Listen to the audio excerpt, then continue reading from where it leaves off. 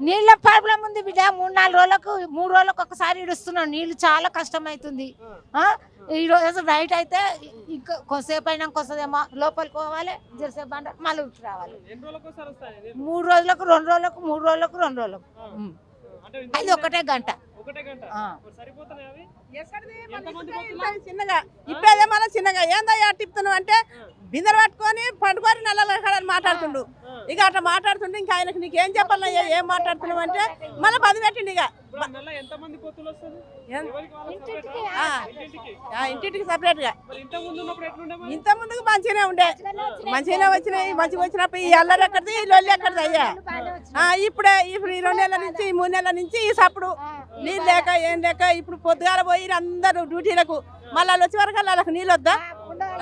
వాళ్ళకి నీళ్ళు కావాలి. మళ్ళీ ఒకసారి 6 అంటాడు, ఒకసారి 3 అంటాడు, ఒకసారి 5 అంటాడు. టైంకి ఇప్పుతలేడు.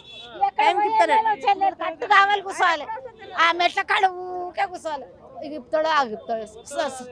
సచిన పీను కూర్చున్నట్ల సావు. బాత్రూమ్లు పెడతాయి, తిండి లేదు. అన్నం తినడానికి కూడా భయమే. పోయి అన్నం తినగానే ఇప్పుతాడేమో పోరాడు.